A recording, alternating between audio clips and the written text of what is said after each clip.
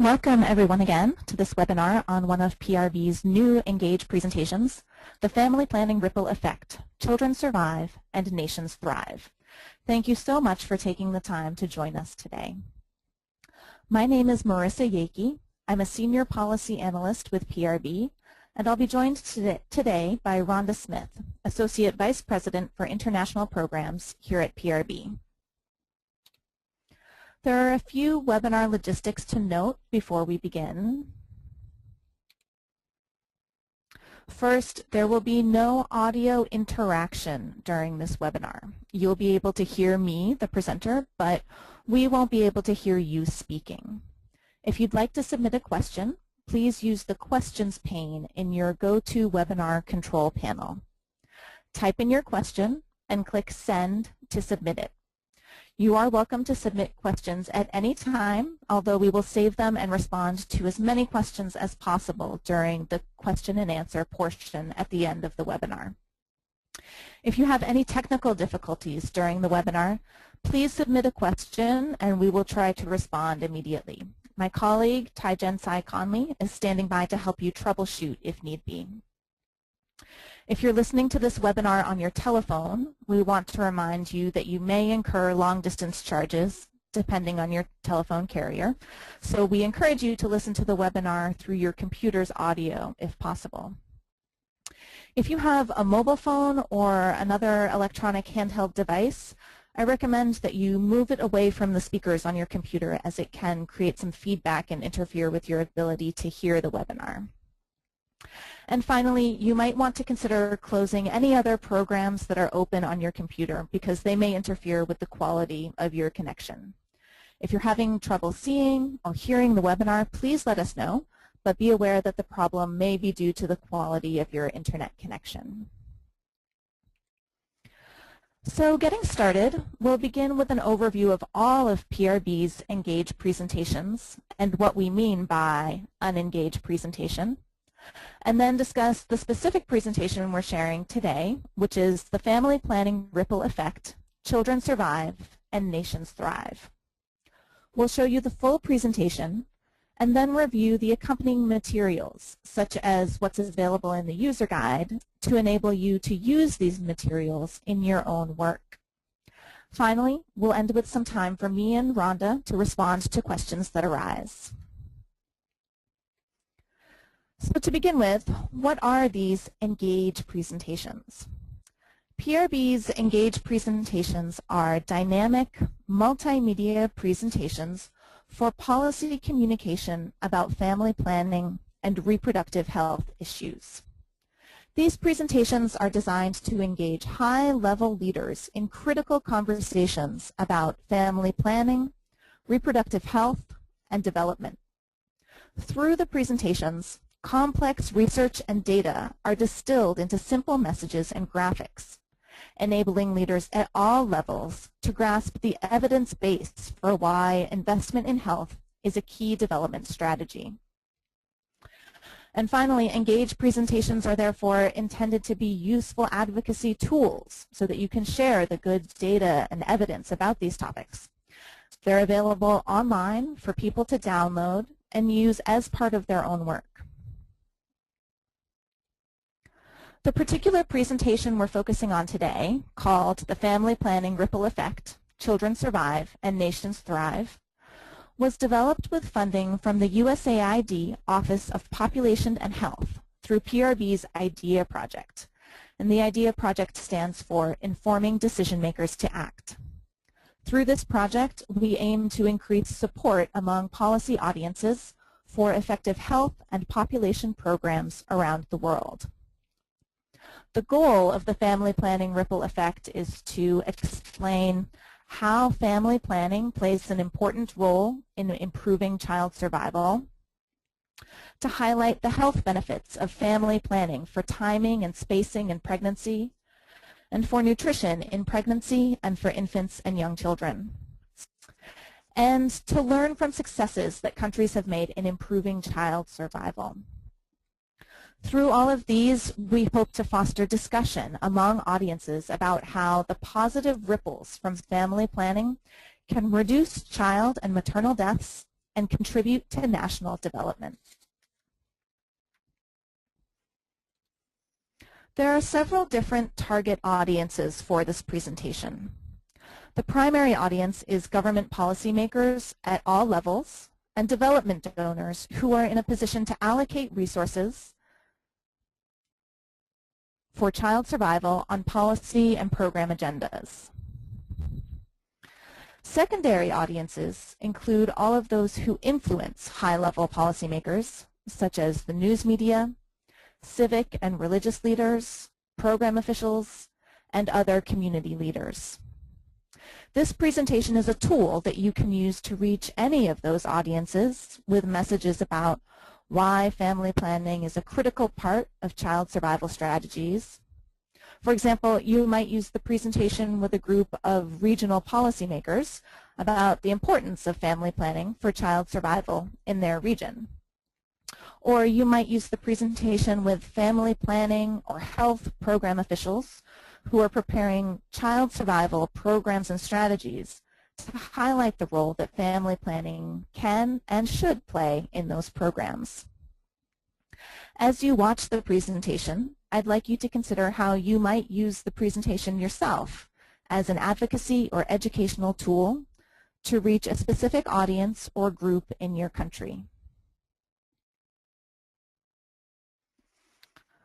I'll go through the set of materials for this presentation in detail a little bit later in the webinar, but I do want to give just a brief overview now. The presentation is available in two formats, both of which you can download from PRB's website. One is a narrated video, and that's what I'm about to show you during this webinar. The other format is a clickable presentation, similar to a PowerPoint file, which you could stand up and deliver yourself live to an audience. In addition to the presentation itself, we have a user guide available which provides instructions and support materials on how to use the presentation.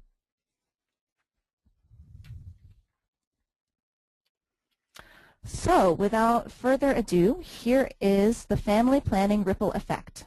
Children Survive and Nations Thrive, narrated by Dr. Layli Irani of PRB. The Family Planning Ripple Effect. Children survive and nations thrive. When a pebble is dropped into a pond, it creates ripples. They radiate out in concentric circles and change the surface of the pond. For countries around the world that are striving to create healthier populations and stronger economies, there is perhaps no better example of this ripple effect than family planning. Imagine that the pond represents a nation and the pebble is family planning. Data show that when couples use family planning to choose the healthy timing of pregnancy, to space the births of their children, and to achieve healthy nutrition for women and children, they create healthy families and in turn healthy nations. One of the biggest ripples from family planning is improving the health and survival of children. Thanks to concerted efforts, global under-age 5 deaths have dropped by nearly 50% over the last 20 years.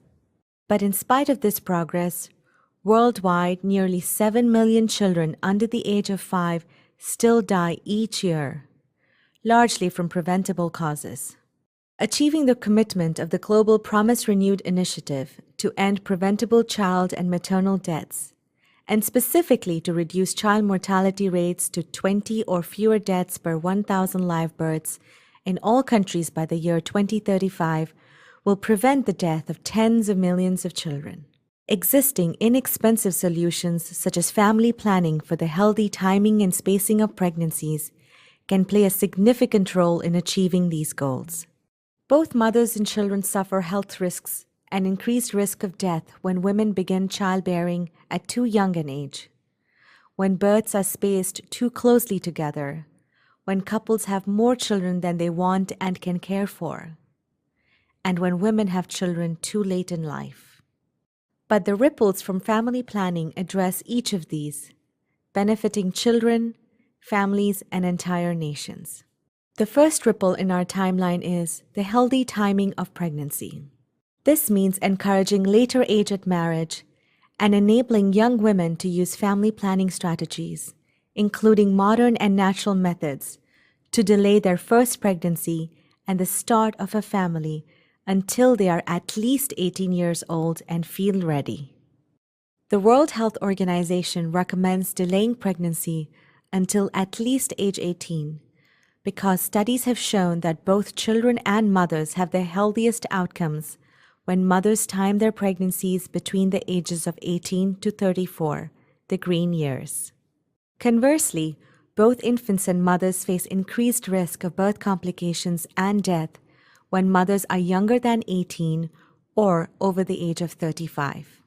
These complications include low birth weight, preterm birth, and stillbirth, all major contributors to the risk of newborn death. Improving maternal survival is a critical component of improving child survival because infants are far more likely to survive if their mothers also survive the first 6 weeks after birth. Although experts estimate that family planning already prevents over 270,000 maternal deaths every year, there is room to do better. Increasing family planning could save an additional 100,000 maternal lives every year, which would reduce maternal mortality by nearly a third. Evidence shows that when men and women learn the healthiest times for a woman to have a child, they choose to use family planning, and high-risk pregnancies are reduced. The second ripple in our impact timeline is healthy spacing of pregnancies. In a World Health Organization report, experts recommend waiting at least 24 months after a live birth before attempting to become pregnant again. Worldwide, 1 out of every 4 child deaths could be prevented every year if all birth to pregnancy intervals were 3 years. That would mean saving 1.6 million children's lives. Longer birth to pregnancy intervals can improve the health of mothers and babies. Research from around the world shows that as the interval from one birth to the next pregnancy increases, risks of mortality and complications, such as preterm delivery and low birth weight, decrease. In fact, infants conceived shortly after a live birth may face up to 3 times the risk of death. At the same time, a short interval can also affect an older sibling. The chances that a child will die before reaching age 5 increase if the mother becomes pregnant again before that child reaches age 1. Family planning is the key to achieving those birth intervals, and the data speak for themselves. Looking at our Trendalizer graph, we can see how child mortality and family planning are linked in countries around the world. On the left axis, we have under 5 mortality, or the number of deaths to children under 5 per 1,000 live births each year. Along the bottom axis, we have the proportion of married women using modern methods of family planning. The bubbles on the graph are countries, and the size indicates the population size of that country. The color indicates the region. Starting with the red, we have East Asia and the Pacific. Orange is Central Asia and Europe. Yellow is for North and South America. Green is for the Middle East and North Africa. The light blue is for South Asia, and the dark blue is for Sub-Saharan Africa. The year is 1985, and we can already see that countries further to the right on the graph, meaning greater use of modern family planning methods, have lower levels of child mortality. As we put the graph in motion and move forward in time, we see how deaths to children under 5 fall as the use of family planning increases. Although other interventions have certainly helped address child mortality in these countries, it is clear that family planning plays an important role. When we come to 2012, we see that we really have improved child survival around the world. If we go back 30 years to 1984 and just look at a few countries, the relationship between family planning and child survival becomes more evident. In 1984, Malawi, Bangladesh, and Indonesia were all in different stages of addressing child mortality and increasing access to family planning. Indonesia starts near the front, with lower child mortality and higher use of family planning, in large part due to government-supported community-level programs. In 1990, Islamic religious leaders issued a declaration that family planning had a direct benefit to families, particularly for child survival. Bangladesh started a little further back. The country has long invested in community-based family planning programs, and over the last 15 years, political priority for newborn survival has led to impressive gains. And the country has been able to achieve the Millennium Development Goal for child survival. Even though Malawi started at the back, with almost no use of family planning and child survival, near 250 deaths per 1,000 births, you can see it is almost catching up to both Bangladesh and Indonesia. In 2004, the Malawi government launched an initiative to improve the quality and integration of all health services in the public sector, improving access to family planning, maternal, newborn, and child health services. We see that over the course of about 30 years, all three countries, three very different cultures and contexts, made investments in family planning and health, which paid off in improving child survival. These data demonstrate that family planning programs can have an immediate impact in improving health and survival for both mothers and children. The third ripple in our impact timeline is healthy nutrition. The period from conception through a child's second birthday, often called the 1,000-day window of opportunity, is a critical period for nutritional investment. It sets the stage for physical growth and brain development throughout the rest of a child's life, and even affects academic achievement and economic productivity as adults. Family planning and birth spacing are the keys to ensuring that we maximize this window from day one. To ensure a healthy baby, nutritional goals must be met for the mother before and during pregnancy. While pregnant, women's nutritional intake lays the foundation for healthy growth of the child. Children of well-nourished mothers have a higher chance of a healthy birth outcome and tend to exhibit stronger mental function. After birth, infants remain dependent on their mothers for balanced and sufficient nutrition. This is best accomplished through exclusive breastfeeding for the first 6 months of life. During this period, mothers are also generally protected from pregnancy through natural processes. But at the end of the first 6 months, the natural protection against pregnancy ends. Although infants transition to solid foods and other sources of nutrition at age 6 months, they remain dependent on breastfeeding to meet their nutritional needs, and the 1,000-day window of opportunity is still open until children reach the age of 2. This is why family planning and birth spacing remain essential. If a mother is still nursing an infant of any age, becoming pregnant again will make it very difficult to nutritionally satisfy both the nursing baby and the pregnancy, in addition to the woman's own needs. With family planning, women and couples can wait until after the 1,000-day window of opportunity to become pregnant with another child. These longer birth intervals are linked with reductions in stunting and underweight children, two critical barriers to their ability to survive and thrive. The fourth ripple in our impact timeline is the healthy family, created as couples use family planning to achieve their goals in healthy timing, spacing, family size, and nutrition. As a result, their family has the best chance of being healthy and fully contributing to their nation.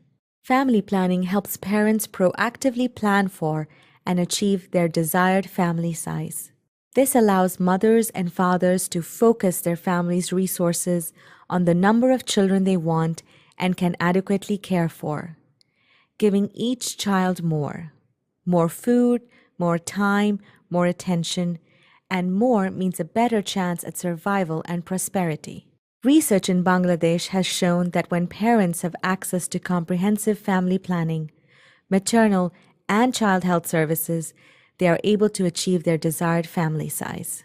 In turn, their investment in each child increases, meaning better nutrition, greater use of preventive health services, and higher levels of academic achievement. This research also illustrated a decline in child mortality. Using family planning for birth spacing was a critical component of that decline. The result is that families and children have the best chance of surviving, thriving, and building a stronger community. The fifth ripple in our impact timeline is the national effect that is created with increasingly healthy and productive families. With strong governmental support for the implementation of family planning across the entire country, the impact of an individual's decisions and actions can be replicated on a national scale. For a country to feel these effects on a national level, an investment must be made, but it is an investment with an excellent return. The ripple effect of family planning will yield nearly 3 times the investment in savings over the next 10 to 15 years. This is because for every dollar invested in family planning, there is a directly related saving that is realized in other areas of governmental spending, primarily maternal health, water and sanitation, immunization, education, and malaria. This investment becomes even more important when considering the impact of healthy timing and spacing of pregnancy on economic growth. When girls are able to delay pregnancy until the age of 18 or later, they are often able to stay in school longer. Imagine if instead of becoming a mother at age 15, a girl delays marriage and childbearing and then continues her education. Not only does this open up her future, but data show that for every year of secondary education that she receives, she will increase her earning potential by 10%. Now, imagine the positive financial ripples she can create within her own family and her nation if she has even a few more years of education and then starts having children. Similar ripples are seen for the impact of nutrition during a child's first 1,000 days. The consequences of lower mental ability and earning potential caused by poor nutrition affect the economy. But ensuring adequate nutrition for optimal growth and development could lead to a GDP increase of up to 3%. The fiscal cost of poor maternal and child health is staggering, but the solutions are within reach. Around the world today, more than 220 million women and couples want to delay or space their next pregnancy, but are not using any form of family planning. If those needs were met, that would save the lives of more than 100,000 mothers and 1.6 million children every year, and would spur economies to new heights. Imagine, having invested in family planning, women and couples are able to plan their pregnancies. Their children are born healthier and they have a better chance at survival. With adequate spacing, their nutritional needs have been better met, especially during their 1,000-day window of opportunity. And these children have a stronger chance to reach their full potential. They excel in school and professionally, and they become the next generation of leaders. Building upon the foundation that you created, they are the drivers of a new and powerful economy. Just envision the countrywide ripples this would produce as mothers and children survive and economies grow. These ripples are powerful and will become the long-term tidal waves of change. Preventing child deaths requires a broad range of interventions. Family planning increases the efficacy of all of those, adding value as a critical and cost-effective strategy to increase child survival on a global scale. A promise renewed is ambitious, but the goal of ending preventable child and maternal deaths is achievable with targeted investment, thoughtful interventions, and a focus on healthy timing and spacing of pregnancies. Now is the time for action. Set goals for improving child health and identify 5-year milestones. Teach the importance of proper timing, spacing, and nutrition in pregnancy. Expand the available and affordable stock of contraceptives. Create and lead an action plan for your country. and speak out about the importance of family planning and child health. Progress in protecting a country's most fragile population, its infants and children, is one of the best measures of how well that country is succeeding. How do you want your country to be known? Let your legacy be leading your country to achieve its greatest potential. It all starts with one pebble.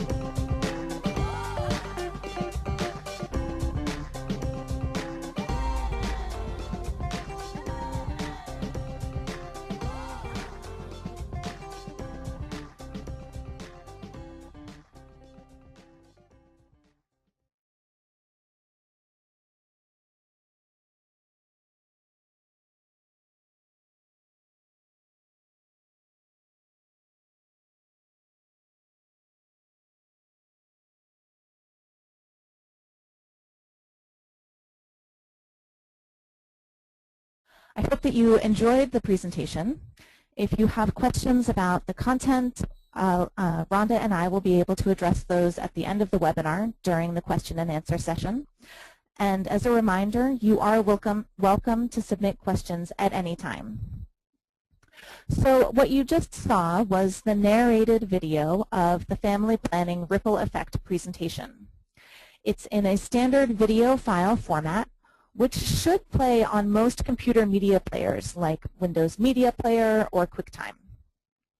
The file is over 200 megabytes, so it's a large file, and if you have a poor internet connection, I know it might be difficult for you to download that from PRB's website. The other format is the clickable presentation, as I mentioned, that you could use to deliver the presentation live yourself. This is a Flash file, and it's about 100 megabytes. This file functions very similarly to a PowerPoint in that you can use the forward arrow on your computer to advance one slide at a time as you deliver the presentation. The user guide includes the complete script for the presentation, so between the user guide and the presentation file, you would have everything you need to deliver the presentation yourself. This format of presentation differs from PowerPoint, however, in that you're not able to edit or modify the presentation slides at all. You won't be able to add or remove slides, and you won't be able to change the content of each slide. But if you'd like to supplement the ENGAGE presentation with a personalized PowerPoint presentation with your content that fits the look of the Family Planning Ripple Effect, we have created a PowerPoint slide template that you can use, and I'll show you that in just a few minutes. All of these materials are available in English, and French will be forthcoming very shortly on our website within the next month. I'll now take you through the user guide and supplemental materials for this presentation so that you can see more fully what is available. What you see here is our standard ENGAGE user guide, which includes instructions relevant to all of PRB's ENGAGE presentations. This includes an explanation of the technology and file formats that we're using, and instructions on how to set up both the narrated video format and the clickable presentation and ensure that they display correctly. This user guide also includes overall guidance on delivering effective presentations and being a good presenter. The presentation guide for this presentation contains the information a user would need specific to the content of this presentation. This is a separate document from the standard ENGAGE presentations user guide, but both are available on PRB's website. In this user guide, we address the presentation goals and intended audiences and users. We include the script for the presentation if you want to deliver it yourself. We include a handout that you can use, questions for discussion with an audience, and a section on frequently asked questions, or FAQ. We also include the full references to the data sources you used in the presentation and a listing of additional resources that you may want to consult to learn more about the issues and research raised in the presentation. The user guide starts with an overview of the presentation goals. What you see here is a visual of the actual user guide, and this summarizes what I shared in the beginning of this webinar about the key messages in the presentation. I know that you may not be able to read this text, but my goal is just to walk you through the user guide and let you know what's available if you download the document. Under Opportunities to Give the Presentation, the guide summarizes the target audiences for the presentation and offers examples of how and why you might try to reach a selection of audiences with the messages in this presentation. The next part of the user guide is the presentation script. This is the complete script to narrate the presentation just as you heard it now. What you see on the left is the presentation script, just how it appears in the user guide. And if you wanted to deliver this presentation yourself using the clickable presentation file, you can follow this script in your delivery. You can see that the script is formatted with an arrow and the words "click forward" and a number. Every time you see that in the script, you would advance the presentation by one slide using your keyboard arrow and then read the text that follows. The numbers correspond to the slide numbers, which appear in the bottom right corner of the clickable presentation. So you can always confirm that you're reading the correct narration for each slide. So for example, right now, we're looking at slide 2, and you would want to ensure that you're reading the narration for slide 2 in the script. So all you need to do to deliver this presentation yourself is to have the script in front of you and open the file on your computer. Then you click the forward arrow, read the script, and click forward to the next slide. And if you wanted to modify the script or revise the language to make it more comfortable for you or add anecdotes or additional data about your country, you would of course be welcome and encouraged to make those changes in your delivery. The next section of the user guide covers handouts. What you see here is the first page of a 4-page handout that is included in the user guide. You can photocopy or print copies of this handout to give to your audience if you use the presentation. The handout includes snapshots of the presentation visuals along with the key concepts. In addition to this handout, the user guide includes instructions for creating a customized handout of relevant indicators using PRB's Data Finder. Creating a customized handout won't include the visuals and the layout that you see here, but it allows you to select data that is relevant to the presentation and specific to your country or context. This will help you to connect the messages in the presentation with the evidence relevant to the context for your audience. For example, for this presentation, you might use Data Finder to pull the population size, infant mortality rate, or unmet need for family planning among married women for your country. Next in the user guide, we have a set of questions for discussion. After sharing the presentation with your audience, you would probably want to engage them in some discussion of the key issues raised. You may have ideas of your own questions, but the user guide offers some suggestions that you might use to get the audience talking. For example, you might ask your audience for ideas on how family planning and child survival are issues that could be integrated in their country setting. And of course, you can choose to ask your own questions of the audience instead. We also have a section on frequently asked questions and responses, or FAQ. After seeing the presentation, the audience may ask questions of you about the data or the concepts raised. This section should help you to anticipate some of the more challenging questions the audience might ask and offers suggestions on how you might respond.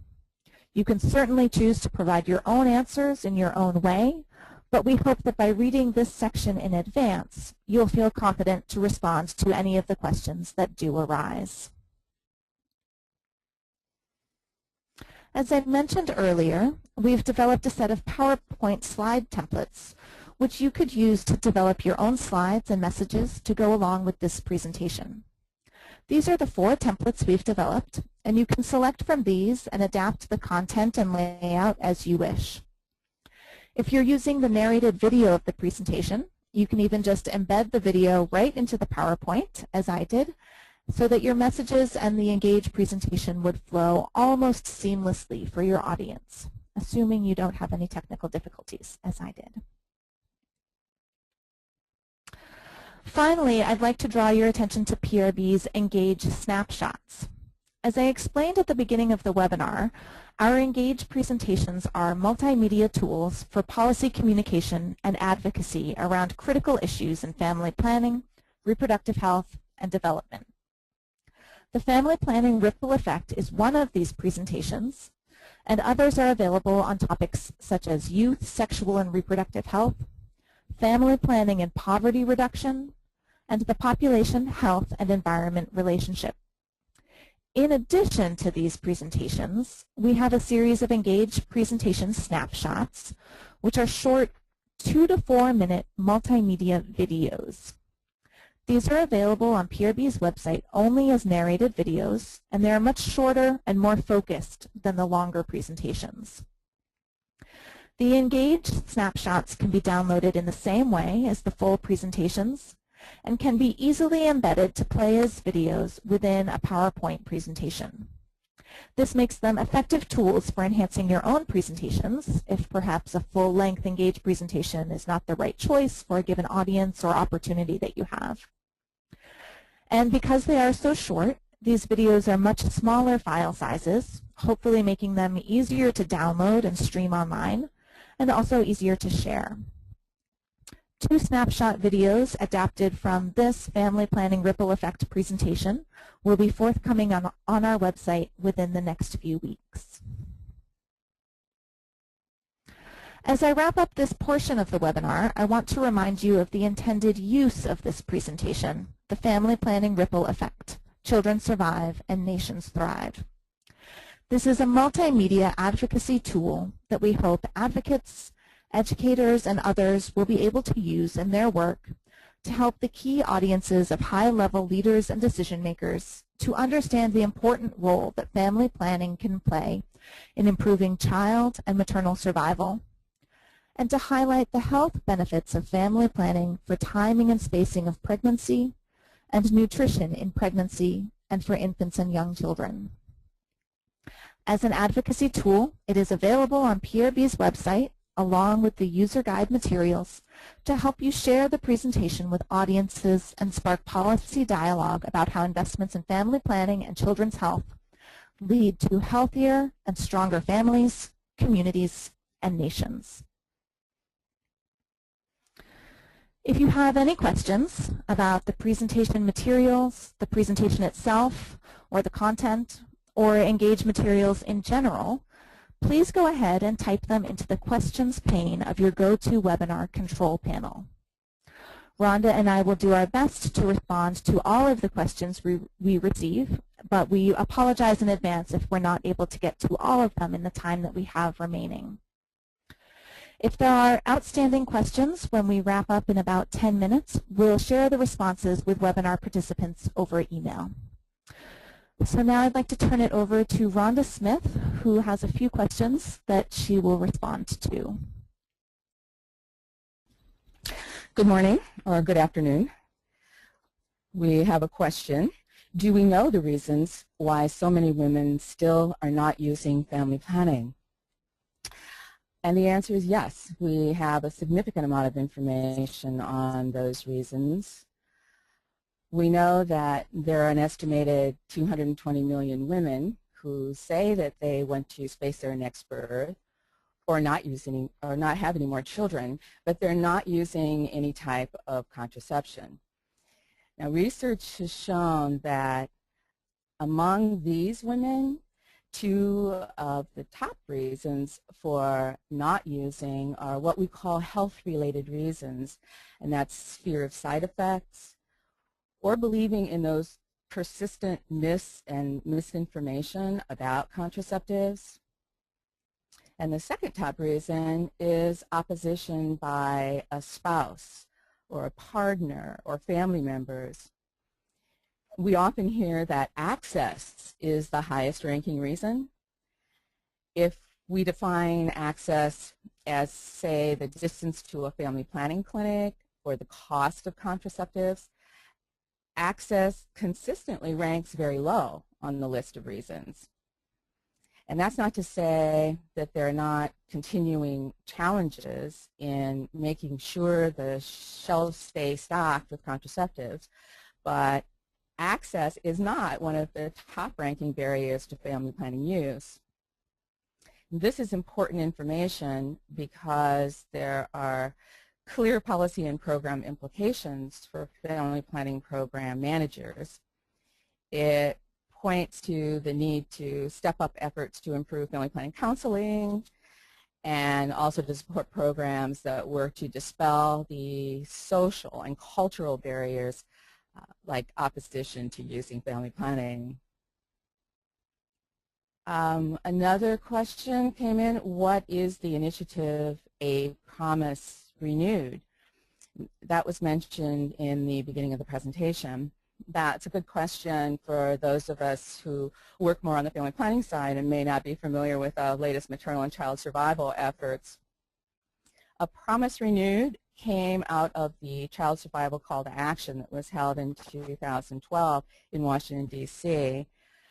This effort is drawing attention to that long-standing commitment to end preventable child and maternal deaths, helping more countries to achieve their Millennium Development Goals 4 and 5 by 2015.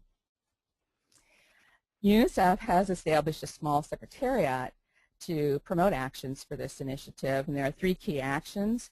One is to develop evidence-based country plans with 5-year milestones for the maternal, newborn, and child survival programs. A second is supporting accountability and transparency. And a third is spearheading global communication and social mobilization activities. Now, the initiative has already catalyzed important actions by several country governments. I'm familiar with one in Nigeria, where the government has launched a big commitment under its Saving 1 Million Lives initiative. And their goal is to save the lives of 1 million women and children by 2015. And they're focusing on training TBAs, scaling up essential medicines, and improving child nutrition. And last year in Zambia, the First Lady hosted a national launch of A Promise Renewed, and she presented a 4-year roadmap that aims to, I believe, save about 30,000 mothers and children's lives each year. It's interesting that family planning and its value added to maternal and child survival interventions doesn't seem to feature as prominently in these country efforts as we might like.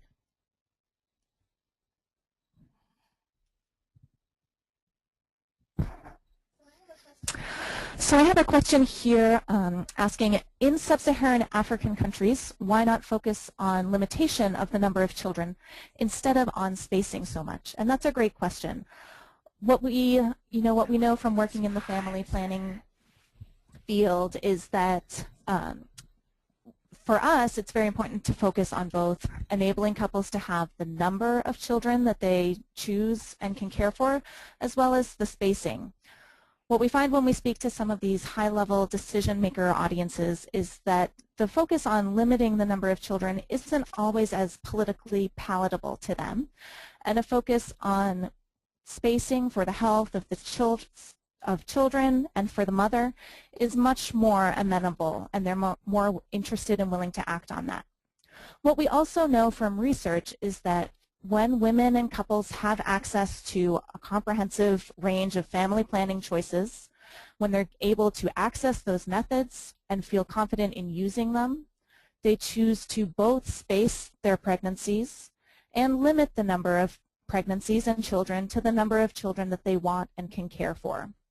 So although this presentation focuses more directly on spacing of pregnancies, we think that investing in family planning for the purposes of child survival programs will also have the benefit of enabling couples to achieve their desired family size.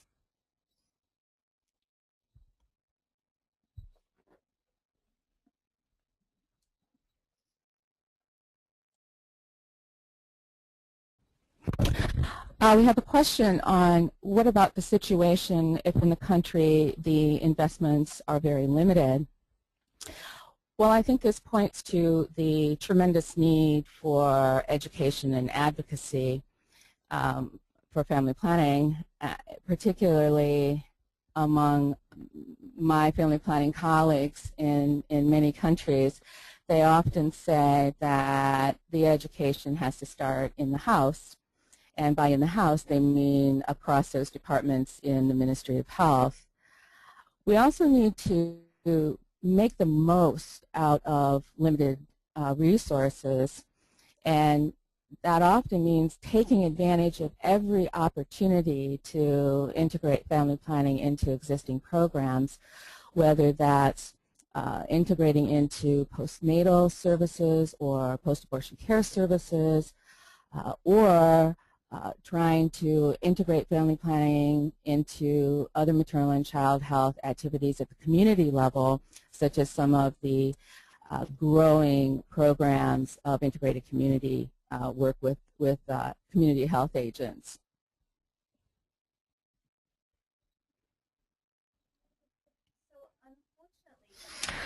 So unfortunately, that's about all of the time that we have available. I want to thank you all for submitting your questions, and I think there are a few questions that we weren't able to address in the time we have available. As a reminder, we'll respond to all of those questions and follow up with you over email. Before we wrap up, we did record this session, and we'll also follow up with everyone in a few days to provide a link to the recorded webinar. And that will include the key links that you see on the screen here so that you can go ahead and access all of the materials we discussed today. If you do use any of these materials, we would love to hear about it. You can contact me directly at myeakey@prb.org,